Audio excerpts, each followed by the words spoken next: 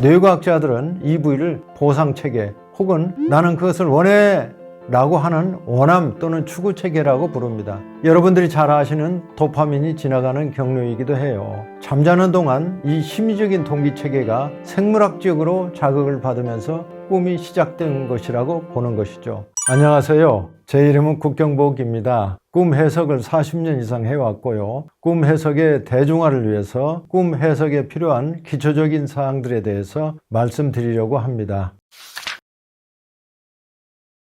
어느 날 저의 지인이 저에게 말했습니다. 나는 꿈을 안 꿔요. 잠자리에 들면 바로 잠이 들고 깨어날 때까지 꿈을 꾼 적이 없어요. 그래도 생각나는 꿈이 없나요? 내가 고등학교 시험을 며칠 앞두고 꾼 꿈이 생각나요. 꿈에 내가 큰 귀화집이 보이는 길을 가고 있었어요. 그 귀화집 문을 향해서 걷다가 깼어요. 며칠 후에 시험을 봤는데 합격했어요. 그 고등학교가 당시 우리나라에서 제일 좋은 고등학교였거든요. 우리가 8시간 잠을 잔다고 가정하면 1시간 반에서 2시간 동안 꿈을 꿉니다. 매일 밤 영화 한 편을 보는 시간만큼 꿈을 꾸지요. 이 같은 사실은 여러분들이 도표에서도 확인할 수 있는데요. 저기 그래프 중 올라온 부분이 렘 수면 기간인데 이 시간 동안에는 대부분 꿈을 꿉니다. 이 같은 사실은 이미 뇌과학적으로 입증이 되었습니다. 결론적으로 말씀드리면 우리는 꿈을 꾸지 않는 게 아니라 기억을 못하는 것입니다. 꿈을 제대로 해석할 수 있다면 첫째는 자신의 마음이나 정신건강 상태를 이해하고 이에 대한 대처를 할 수가 있답니다. 현대차 공장 배터리 장비를 설치하기 위해서 우리나라 엔지니어들이 미국에 입국했었습니다. 그런데 갑자기 미국 이민세관 단속국, 국토안보 수사국 등 수사관들이 들이닥쳐 이들에게 수갑을 채워서 감금했습니다. 그 중에 한국인 임산부도 있었는데 그분은 뱃속에 있는 아이가 잘못될까봐 무척 두려워했습니다. 귀국하자마자 병원 검사부터 받았습니다. 천만다행으로 태아에게는 이상이 없었습니다. 그날 이후 그분은 매일 악몽을 꿉니다. 꿈속에서 그분은 교도소에 있습니다. 이 꿈은 트라우마 꿈이죠. 정신건강에 이상 신호가 왔다는 뜻이죠. 둘째는 어떤 꿈은 신체적 균형이 깨짐으로 인해서 발생합니다. 꿈꾼 사람은 이를 알아차리고 신체적 안정을 위한 조치를 취할 수 있습니다. 음료나 술을 과다하게 마시고 자면 방광에 심한 압박감을 주어 불쾌한 꿈이 유발될 수도 있습니다. 어느 날 한 여성이 꿈을 꿉니다. 그는 꿈에 썩은 고기가 들어있는 자기 지갑을 보게 됩니다. 깨어나서 불안감을 느낀 그분은 자궁 경부암 검사를 받습니다. 처음 결과는 음성이었습니다. 하지만 그분은 추가 검사를 고집했습니다. 그 결과 매우 공격적인 형태의 자궁암에 걸렸다는 사실이 드러났습니다. 제때 발견하지 못했다면 목숨을 잃었을 수도 있는 위험한 상태였죠. 그 꿈을 꿀 당시 그분은 아무런 증상을 느끼지 못했고 여행을 계획하고 떠나기 직전이었습니다. 그분의 신체에서 발생된 자극이 뇌에 전달되어 이와 같은 꿈이 만들어진 것입니다. 꿈으로 나타난 현상을 의학적으로는 전구몽이라고 합니다. 몸의 내적, 외적 자극으로 만들어진 꿈을 생리몽이라고 부릅니다. 세 번째로 드물기는 하지만 중요한 전환 시기에 예지적인 꿈을 꾸기도 합니다. 젊은 시절 저희 아버님은 탄광에서 일한 적이 있었습니다. 어느 날 같이 일하는 광부 한 분이 아버지에게 형님 어젯밤 꿈에 내가 어두운 곳에 있었는데 누가 내 뒤통수를 세게 쳤어요. 두 눈알이 빠져서 땅에 떨어졌어요. 찾으려고 더듬거렸는데 누군가 내 눈알들을 짓이겼어요. 오늘 내가 탄광에 들어가는 날인데 어쩌죠? 라고 물었습니다. 아버님은 그분에게 오늘은 아프다고 핑계대고 쉬라고 조언했답니다. 바로 그날 탄광에서 사고가 나서 그 안에 계셨던 인부들 모두 죽었다고 합니다. 아버님의 조언으로 그분은 자신에게 닥친 위험을 피할 수 있었습니다. 꿈은 우리의 마음 상태나 몸의 이상 신호를 알려주기도 한답니다. 우리나라 속담을 보면 개꿈 꿨다, 꿈에 서방을 맞다 라는 말이 있습니다. 꿈에 서방을 맞다는 뜻은 꿈에 서방을 만났는데 현실에서는 만나지 못했다는 뜻이죠. 한마디로 말하면 꿈은 맞지 않고 허황된 것이라 라는 뜻입니다. 외국 속담도 우리나라와 비슷합니다. 프랑스에는요, 꿈은 거짓말이다 라는 속담이 있고요. 영국에는 꿈은 반대이다 라는 속담도 있습니다. 1977년 홉스는 수면 중 뇌의 활성화로 인해서 나타나는 정신현상이라고 봅니다. 이렇게 정의하면 여러 종류의 꿈들을 모두 다 포괄할 수 있게 됩니다. 결론부터 말씀드리면요, 가능합니다. 그런데 쉽지는 않습니다. 심리학자 칼 융은 이렇게 말했습니다. 개인의 상황도 모른 채 꿈을 정확히 해석한다는 것은 운에 기대한다면 모르지만 불가능한 일이다. 결국 꿈은 꿈 분석 전문가와 꿈꾼 사람의 협동 작업을 통해서 비로소 비교적 정확한 해석이 가능하다고 봅니다. 첫째는 꿈에는 여러 종류가 있다는 사실을 아는 것입니다. 그림에서와 같이 다양한 종류의 꿈이 있음을 알 수 있습니다. 예를 들면 자신이 꾼 꿈은 심리적인 꿈인데 해석은 예지적인 꿈으로 해석합니다. 이렇게 해석하면 꿈은 맞지 않습니다. 제가 대학생 시절에 꿈에서 짝사랑하던 여학생을 만났습니다. 하지만 현실에서는 이루어지지 않았죠. 그때 나는 꿈을 해석하는 기법을 몰랐죠. 그녀를 보고 싶다는 심리적인 욕망이 그 꿈을 만들어내는 원인이었는데 현실에서도 그녀를 볼 수 있을 것이라는 예지적인 꿈으로 해석한 것이죠. 이같이 자신이 꾼 꿈을 제대로 분류해야 꿈이 암시하는 진실에 다가갈 수 있습니다. 꿈을 정확히 해석하기 위해서는 꿈에는 여러 종류가 있다는 사실을 꼭 기억하셔야 합니다. 둘째, 꿈에서 드러나는 상징이나 암시에 대한 정확한 이해의 어려움 때문입니다. 우리는 말로 의사소통을 합니다. 하지만 꿈의 소통 언어는 원칙적으로 말보다는 이미지입니다. 대개는 상징이나 운유의 방식으로 표현이 됩니다. 돼지 꿈을 꾸면 대부분의 한국 사람들은 복권부터 사려고 합니다. 한국인의 집단 무의식에는 돼지는 재산, 돈, 풍요 등을 뜻하기 때문입니다. 그래서 돼지 꿈을 돈이 대박으로 터지는 예지적인 꿈으로 해석해버리죠. 예지적인 꿈을 꾸었더라도 꿈의 암시나 은유가 잘못 해석돼서 복권을 사는 겁니다. 같은 돼지라 하더라도 서로 다른 의미를 갖습니다. 첫 번째 꿈입니다. 갑자기 대문으로 큰 돼지와 새끼 돼지 7 내지 8마리가 들어온 것을 목격하였다. 두 번째 꿈입니다. 돼지 우리에 있던 크고 작은 돼지들이 몽땅 울 밖으로 나와서 나의 가는 길을 막았다. 나는 이 돼지들을 비키지 못하고 잠에서 깨어났다. 세 번째 꿈입니다. 어느 날 낮에 집 대문에 돼지가 들어왔다. 내가 재래식 부엌으로 들어가니까 돼지 3마리가 따라 들어왔다. 정답을 말씀드리겠습니다. 첫 번째 꿈은 사법고시 합격을 예지하고 있습니다. 야, 복권을 사는데 하나도 안 맞았어. 꿈은 꽝이야. 그래서 제가 그에게 되물었죠. 이 꿈을 꾸고 나서 무슨 일이 없었어? 6개월 후에 사법고시에 합격했었지. 두 번째 꿈은 복권 당첨자가 꾼 꿈입니다. 이분은 매주 복권을 습관적으로 사셨던 분이에요. 세 번째 꿈은 임산부가 꾼 꿈 태몽입니다. 이 예지적인 꿈들을 정확히 해석하려면 꿈을 꾼 사람이 처한 상황을 잘 알고 있어야 합니다. 30대 남자가 어린 시절부터 반복해서 꾼 꿈입니다. 어머니가 초라한 복색을 하고 먼 길을 떠난다고 하시는데 나는 물끄러미 바라만 보고 아무 말도 없이 눈물도 나지 않는다. 두 번째 꿈은 어느 날 꿈에 돌아가신 어머니와 함께 있었어요. 이 꿈은 얼마 전에 내가 직접 꾼 꿈입니다. 저희 어머니는 살아계실 때 저에게 많은 사랑을 베풀었습니다. 아마 여러분들도 대부분 저와 같을 거예요. 어머니에 대한 보편적인 상징은 많은 사랑을 베풀어 주신 은혜로운 분입니다. 꿈에서 동일한 상징으로 어머니가 등장하더라도 꿈꾸니의 내면에 진실된 감정과 기억을 살펴봐야 해석에서 실수가 발생하지 않게 되는 것입니다.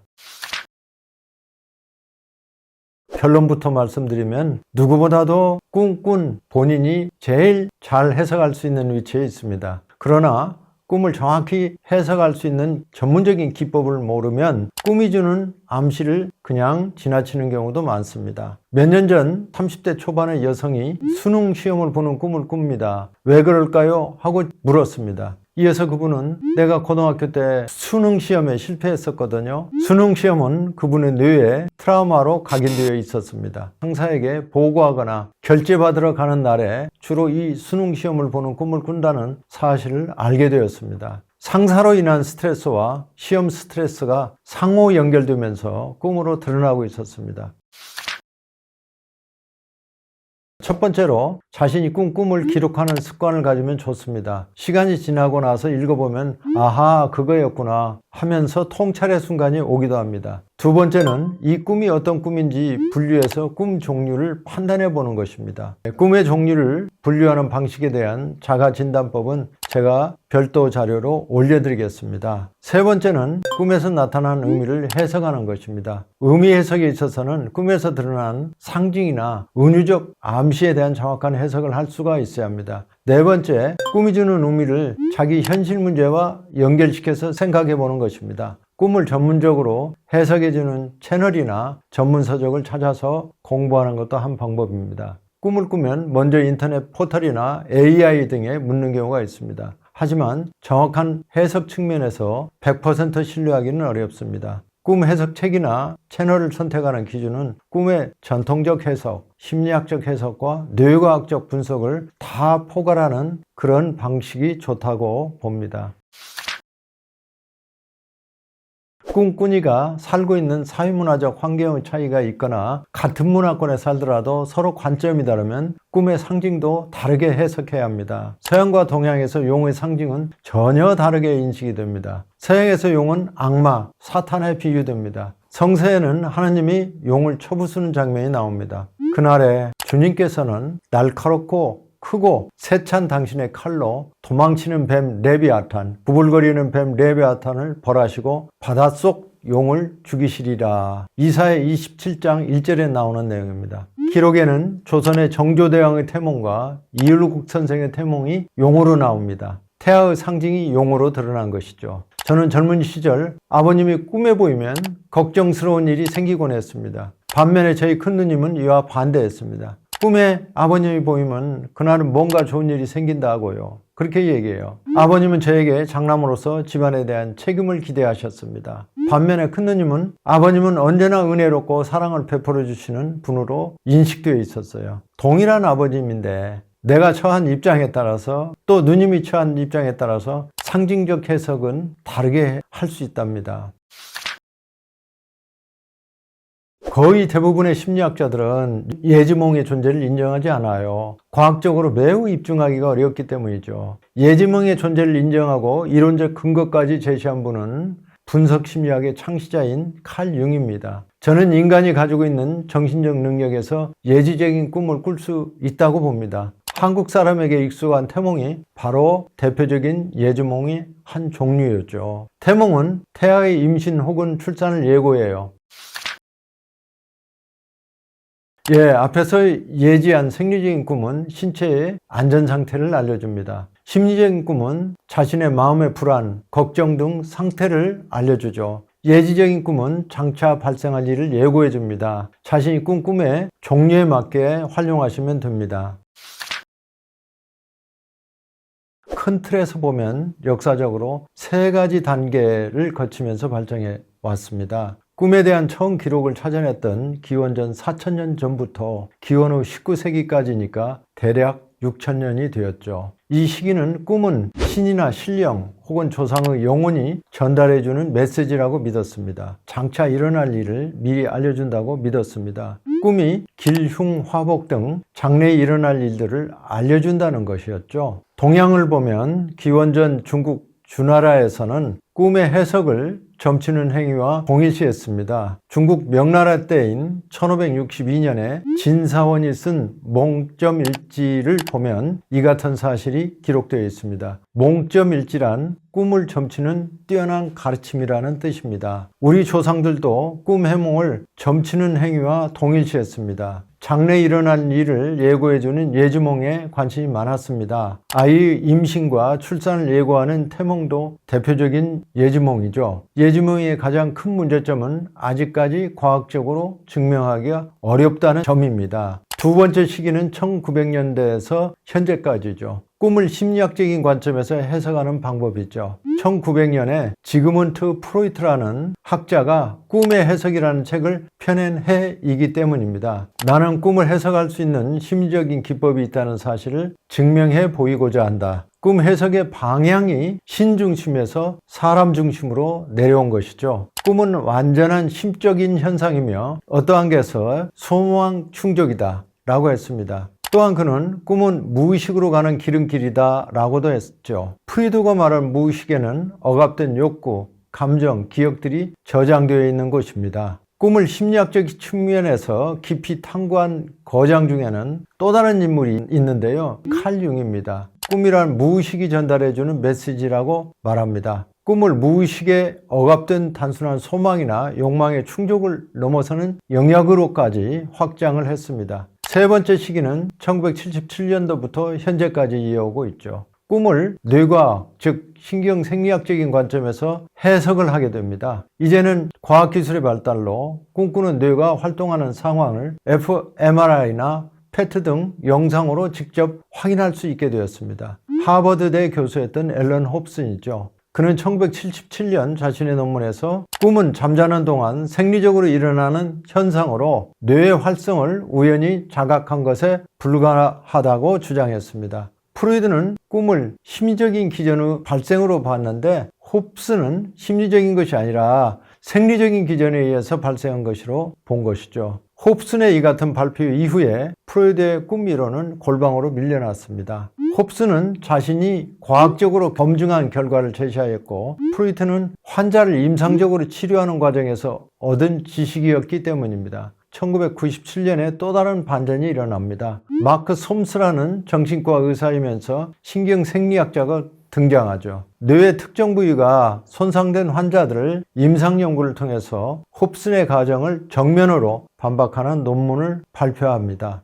그는 꿈을 만들어내는 제1의 추진력은 1차적인 욕구를 추구할 때 활성화되는 백질의 탐색, 즉 소망이다라고 합니다. 이 부위는 인간의 욕구, 탐색, 기대, 보상과 관련이 있습니다. 뇌과학자들은 이 부위를 보상체계 혹은 나는 그것을 원해 라고 하는 원함 또는 추구체계라고 부릅니다. 여러분들이 잘 아시는 도파민이 지나가는 경로이기도 해요. 잠자는 동안 이 심리적인 동기체계가 생물학적으로 자극을 받으면서 꿈이 시작된 것이라고 보는 것이죠. 그는 2000년대에 신경정신분석학회를 창설하였습니다. 솜스는 정신분석학과 신경생리학의 통합된 연구를 통해서 꿈에 관한 인간의 정신에 더 깊은 이해가 가능하다고 봅니다. 꿈 해석의 역사는 크게 세 단계 시기를 거쳐서 발전해 왔습니다. 신이나 조상의 영혼이 인간의 미래에 일어날 일들을 꿈을 통해서 알려준다는 전통적인 해석 방법이 가장 오래됐죠. 꿈은 인간의 마음에서 비롯된다는 심리학적 관점, 그리고 최근에는 인간의 꿈꾸는 뇌를 관찰할 수 있게 되면서 뇌과학, 즉 신경생리학적인 관점에서 꿈의 발생 원인을 찾으려고 하는 연구가 있어 왔습니다. 제가 쓴 꿈 심리의 비밀이라는 책에 이러한 역사적 관점들이 보다 자세히 설명되어 있습니다. 마음의 고통, 불안, 걱정에서 꾼 꿈은 자신의 마음의 괴로운 심리 상태를 알려줍니다. 그런 꿈을 꾸신 분은 혼자 힘들어하지 마시고 꿈을 제대로 해석할 수 있는 심리 상담 자격을 갖추신 분이나 꿈 치료의 전문성을 가진 정신건강과 의사분의 도움 받기를 권합니다. 몇 년 전 공무원들을 대상으로 꿈 강의와 심리 상담을 한 적이 있었답니다. 그때 새롭게 한 사실은 소방공무원, 교정공무원, 경찰과 같이 현실에서 위험에 많이 노출되어 있는 분들을 심적으로 크게 고통받고 악몽을 꾼다는 사실을 알게 되었습니다. 우리 사회와 정부에서는 이분들에 대한 각별한 관심과 심리적인 지원을 해주는 사회적 이해와 체계가 갖춰지기를 희망합니다. 오늘 제가 드린 말씀은 꿈이 단순한 허상이 아니라 우리 몸과 마음 그리고 무의식이 보내는 중요한 신호라는 것을 알아보았습니다. 여러분이 어젯밤 꾼 꿈도 어쩌면 스스로를 더 깊이 이해할 수 있는 비밀의 열쇠일지도 모릅니다. 영상 끝까지 시청해 주신 분들을 위해서 저희가 특별한 이벤트를 준비했는데요. 오늘 배운 내용을 가볍게 확인할 수 있는 깜짝 퀴즈를 아래 고정 댓글란에 남겨두었습니다. 정답을 맞히신 분 중 5분을 추첨해서 제 책을 보내드리니 댓글창에서 꼭 참여해 보시길 바랍니다. 감사합니다.